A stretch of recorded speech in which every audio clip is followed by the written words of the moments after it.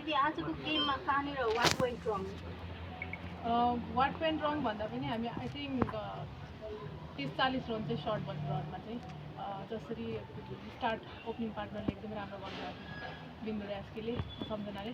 So त्यो partnership I mean 10 ओभरसम्म एकदमै राम्रो गइरहेको थियो। आई थिङ्क त्यसपछिको पूजा र मेरो विकेटले चाहिँ माइट बी अलिकति रनमा चाहिँ एक्जिक्युसन हुन सकेन, त्यो कारणले चाहिँ हुनसक्छ।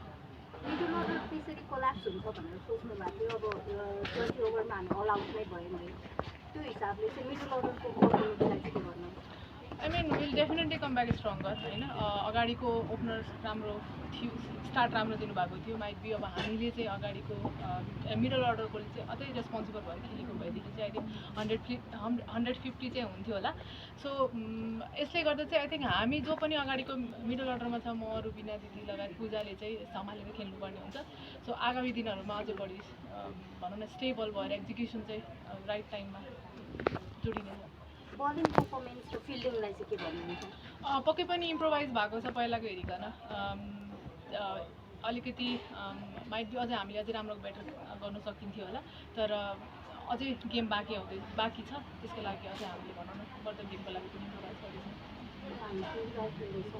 त्यसको लागि चाहिँ कुन कुन ठाउँमा अझै इम्प्रुभ गर्ने? अब जस्तो तपाईँले भनिहाल्नुभयो धेरै ठाउँहरू सुधार्नुपर्ने छ भने, जस्तो पोइन्ट आउट गर्दाखेरि चाहिँ कुन कुन ठाउँहरू सुधारेर आउनुपर्ने?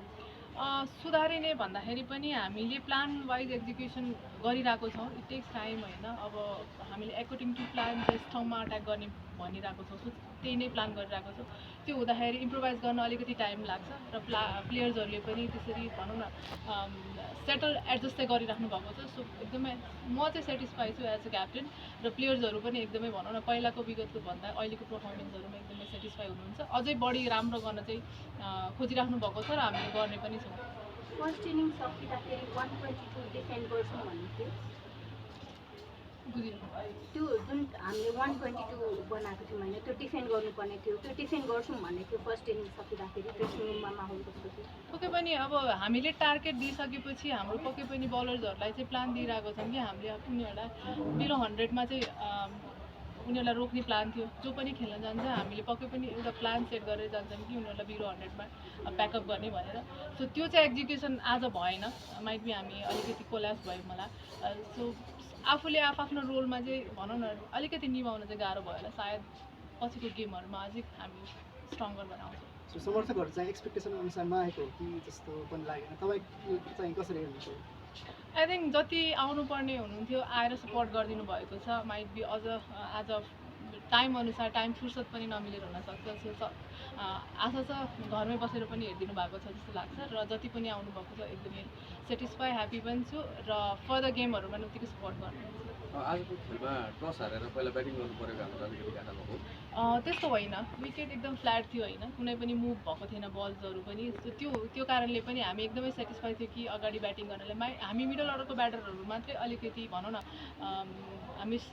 हामीले जे प्लान गरेको थियौँ मिडल अर्डरमा त्यो चाहिँ एक्जिक्युसन मात्रै भएन। बाँकीको सायद अब मिडल अर्डरमा पनि हामी बसेको भएदेखि चाहिँ 150+ हुन्थ्यो र सायद हामीले आज म्याच जित्थ्यौँ पनि होला। यो ग्लोबल स्टेजमा हामी फर्स्ट टाइम खेलिरहेको छौँ, त्यसमा चाहिँ अलिकति हामी चाहिँ अरू टिमभन्दा अलिकति भनौँ न आजको म्याच हेर्ने हो भने चाहिँ अलिकति हामी कमजोर साइड नै देखेछौँ। के गर्नुपर्छ जस्तो लाग्छ यो स्टेजमा? पक्कै पनि जसरी ठुलो टिमहरूसँग हामीले खेलिरहेका छौँ उहाँहरूबाट चाहिँ अब जति सक्दो हामीले आई मिन सिकि पनि रहेको छौँ। अब यो भन्दैमा सिकिरहेको छौँ भन्दैमा अब के पार्ट सिक्नुपर्छ त, प्लानिङहरू के हुन्छ त, ठुल्ठुलो टिमहरूसँग एक्जिक्युसन के गर्छन् त उनीहरू, भनौँ न उनीहरूको एक्जिक्युसन कस्तो हुन्छ त फिल्डभित्र, उनीहरूको इन्टेन्ट कस्तो हुन्छ त भन्ने कुराहरू चाहिँ हामीले सानो सानो पार्टहरू पनि जानिरहेका छौँ, र फर्दर गेमहरूमा पनि हामीले त्यो इम्प्लिमेन्ट र एक्जिक्युसन चाहिँ गरिरहेको छौँ भनौँ न।